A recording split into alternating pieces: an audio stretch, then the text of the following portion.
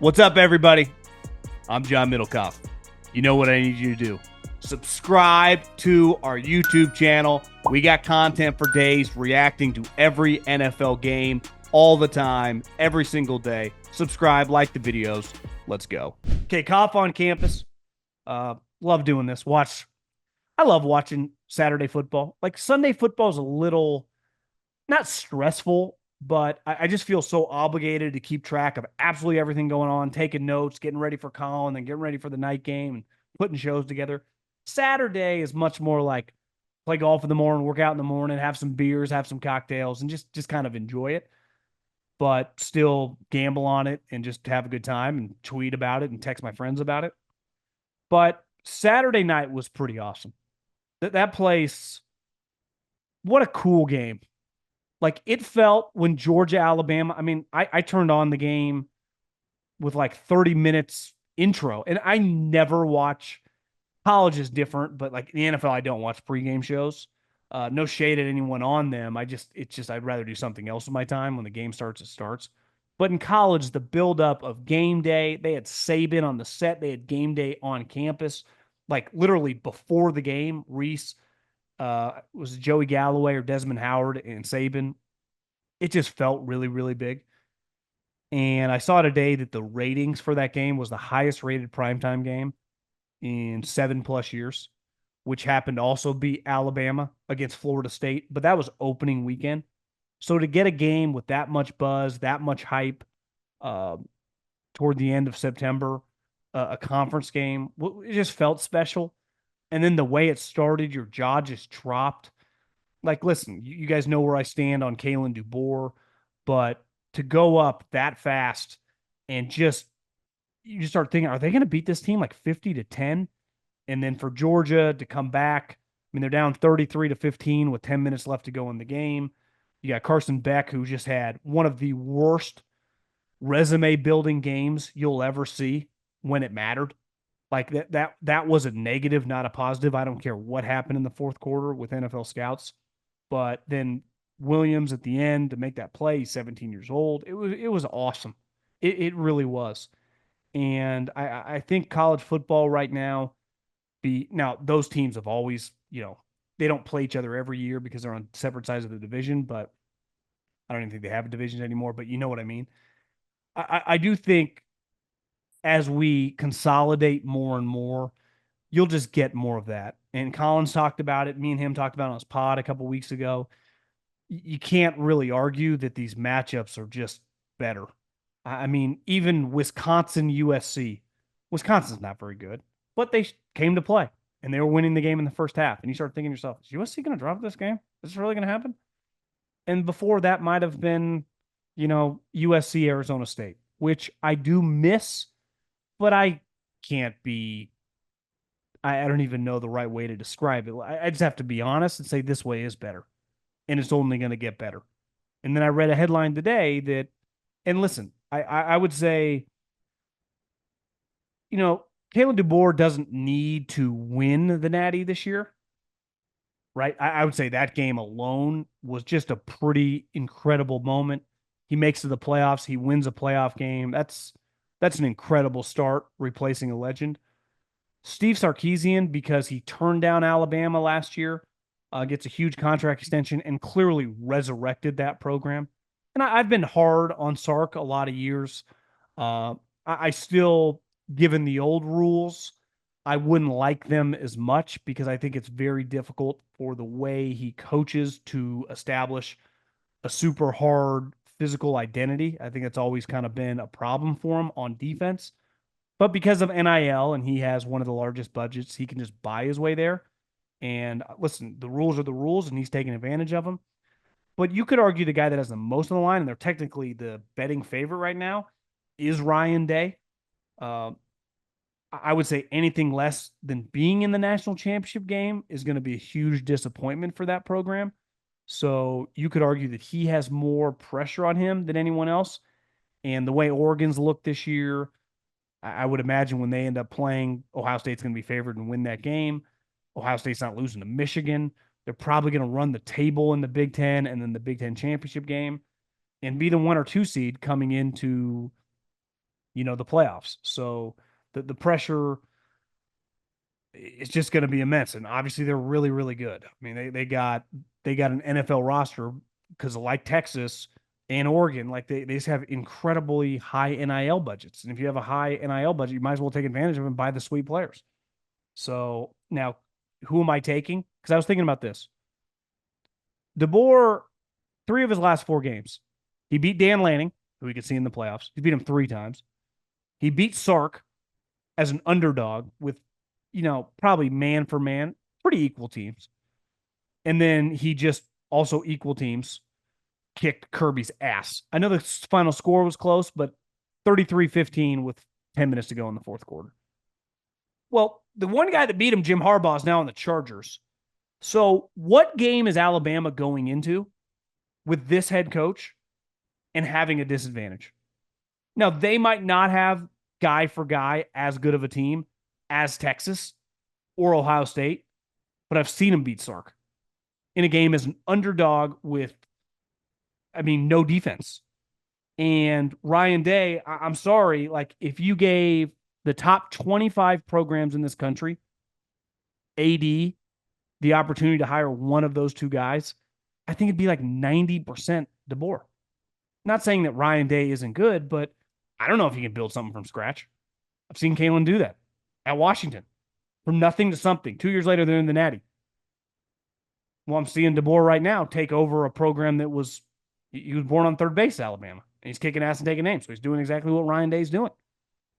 I'd take DeBoer all day long over him. So I think if you're an Alabama fan, if you're another fan of an SEC team, like they got it right, man. That guy, and I'm not saying he plays Kirby 10 times. He's not gonna beat him 10 times.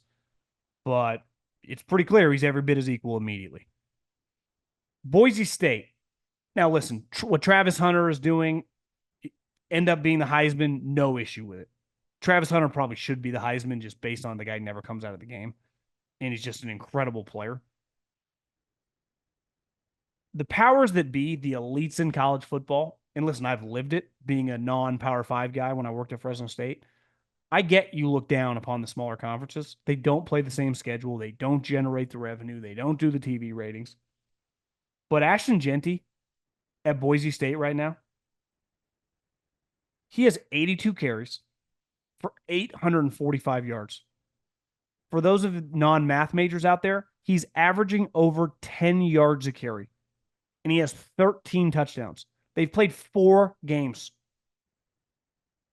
I understand the schedule he's playing Washington State, even though he lit up Oregon. The teams he's playing are not going to be Georgia, Bama, LSU, will not get the notoriety, Ohio State, Oregon, Michigan. I get it. This guy's fucking incredible. He really is. If you want to watch him, just go to YouTube and type in his highlights. He had a run in that Washington State game, broke like 3 tackles, ran away from another guy, carried a guy into the end zone. My comp for him, because I've heard he's like 5'6", 5'7", is Darren Sproles. And Darren Sproles, 20-plus years ago, was drafted in the 4th round. Now, football in the NFL used to discriminate a lot against little guys, especially 20-plus years ago. I think we do less and less now, partly because catching the ball is a big deal, and his receiving numbers aren't great because just hand him the ball. But he's proven in previous years, he's a true junior, he can catch the ball. Last year he had 5 receiving touchdowns. I think this guy, listen, I understand not taking a 5'7" guy in the first round, but to me, this guy feels like a lock somewhere between 33 and 45. And this guy's going to play in the NFL. Google how long Darren Sproles played in the NFL. This guy is a stud. I think I mentioned this a little bit earlier, but the Big Ten and the SEC powers that be are meeting in Nashville next week to discuss a scheduling alliance. We can see this coming from a mile away. It starts with every year, all of our teams play all of your teams one game in the non-conference, and it basically leads into we're just under one umbrella. Now think of what the NFL does. Right, you got 4 divisions in the NFC, you got 4 divisions in the AFC. Well, every year an NFC division rotates the 4 different divisions in the AFC. For example, this year the NFC East is playing the AFC North. The NFC West is playing the AFC East, and so on. And then every year you play a new division. So obviously you play your divisional opponents, you play a rotating division in the NFC, you play your strength of schedule opponents, and you're just constantly rotating through the league. So over the course of a couple years, anyone knows this as a season ticket holder in the NFL, like you see a good mix of teams over the years. And I think one issue for college football is, and listen, me and Colin anoint Lane, and then he goes on to lose to Kentucky, though Kentucky easily could have beat Georgia. Maybe they're not bad. And I saw some people like tweeting at me, see, this is why, I give Ryan Day in the Big Ten. It's like, listen, I think the SEC is better than the Big Ten. Obviously, the high end are pretty much equals on a given year, the top 2 or 3 teams. You can kind of have them stare at each other. But I do think teams 4 through 8 in the SEC consistently have more NFL guys, specifically defensive linemen and defensive backs.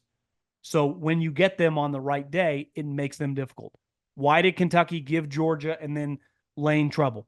They have NFL defensive linemen, right? And a lot of them, just like a lot of teams in the SEC. And I'm not like pro SEC, anti Big Ten. I'm just saying, like, I think the middle tier of the SEC is better than Wisconsin, is better than Minnesota. Like, I'll take Kentucky over those programs.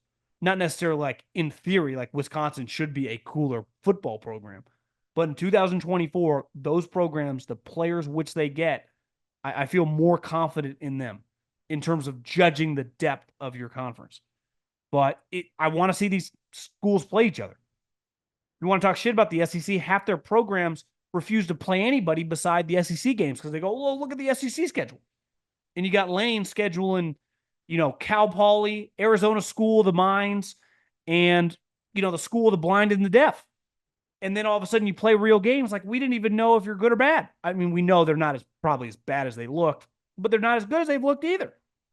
That's why Tennessee gets so much credit when they kick NC State's ass and they go on the road and beat Oklahoma. And I know Oklahoma's now in their conference, but no one cared that they were up 65-0 against Kent State. Nobody cared because it's just an irrelevant game.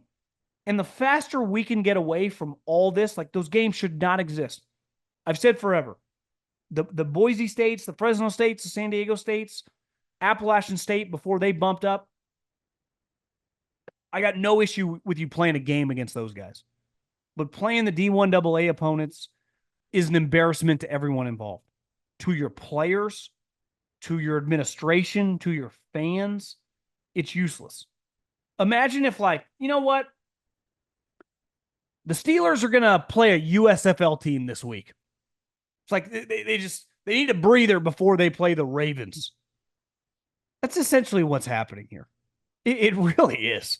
So I think there's a light at the end of the tunnel.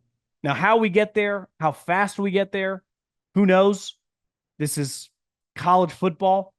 And anytime you get college athletics and the NCAA, and it's a rocky road, but I do think we will get there sooner than later. When I had my guy, Derek Ray, on the podcast, the GM of Florida State, he was in good spirits. He was in good spirits. It was the offseason. They had just went 13-1. They had produced, I think, 6 guys in the top 80 picks. Obviously, multiple first rounders, multiple second rounders. That team they had last year was really, really good. And if it wasn't for Jordan Travis having his leg snapped, I don't think it's inconceivable that they could have won a playoff game. They definitely would have been in the playoffs. Would they have been the worst team in the playoffs? Probably, but still, like they had NFL guys at key positions. Like Derek, and I think he's good, and I think Norvell's good. But they did make a devastating decision. Now, part of it is, I don't know all the details, who they wanted, how much money they're getting. You want Cam Ward, but he's being offered more by Miami. The head coach ain't the guy writing the checks. I do think getting into bed with DJ Uiagalelei was pretty stupid at the time, and obviously it looks worse now. But they were thrown somewhat of a bone. He got injured. He should never play again for their program. I don't care who their backup is. Obviously, the backup starting this week because he broke a couple fingers. They play Clemson. There's a pretty good chance Florida State is 1-5. And I think you got to be very careful at certain positions, specifically quarterback, when you go to the transfer portal, if you get the wrong guy. Now, I think most people listening would say, God, what are you guys talking about? We've watched DJ for years. He stinks. I agree. I'm not disputing that. I would not have done that. They were high on him for whatever reason. He's clearly a good kid. People like him, but he can't play quarterback. I mean, he has 6 interceptions this year and 4 touchdowns. But I don't think, and he's almost 50% completion percentage. It's like barely over. I think he's like 52 or 53%. But when you watch him, those numbers that I just rattled off feel like that feels like Dan Marino dropping those numbers compared to what you see. Because when you see him, you go, is this legitimately the worst player in Power 5 or Power 4 at quarterback? Like, it feels like you could make that argument. That there can't be 5 guys playing worse than this guy. Now, you can say their offensive line's underachieving, whatever you want. Just watch him play. He's god awful. And you just got to get out of this business. And I think the one thing you got to be careful with is when you do cut a check for a guy, whatever that might be, 100 grand, 500 grand, whatever. If that guy can't play, your NIL and your money people have to realize, like, if you're all in on me, and listen, we're going to make mistakes. It happens in the NFL all the time. You sign bad contracts. Guess what will happen? That guy will get benched. That guy will stop playing. You've got to be able to do that in college football. And unlike in the NFL where you get multi-year contracts, you're like, how do we figure this out? You just kind of bench him and move forward. In college football, it's really just based on a year. You got to have a quick trigger finger because when it's completely obvious, there's one thing to like hit a rocky road, like rough game. But if after 2.5 games, I thought they should have benched the guy halfway through the Cal game, which they got very, very lucky to win. So I think the NIL, I gave a lot of props to UNLV because I'm still reading think pieces. Is college football going to crumble? They literally let the guy walk because he's from Holy Cross. And they said, we're not paying you 100 grand. We honestly don't even think you're that good. They let him walk. They won their next game against a 3-1 opponent, 59-14. My Fresno State Bulldogs got ransacked. And the guy they threw in there accounted for 4 touchdowns. Thank God they didn't give Sluka 100 grand. Would have been a waste of money. So you got to allocate your funds. Saban said it on game day a couple weeks ago. He's like, listen, you pay the wrong players, you got problems. And eventually, at these big programs with these huge budgets, some guys you pay are not going to work out, are not going to be very good. You're going to have to bench, are going to be below average players for you. But everyone better be on the same page as like, hey, the money's already spent, or hell, stop paying them. We'll get into legal action, whatever. But you can't keep rolling a guy out there just because you're playing him a couple $100,000, because that will be the downfall of your season. And I think the downfall of Florida State's season was giving a guy a little money. And I honestly have no clue how much they gave him. I would doubt he got like $1 million. But even if they gave him $300,000-$400,000, you spent it. Let's move on. Bench the guy. I don't care what you think of the backup. He can't be worse than what you're rolling out.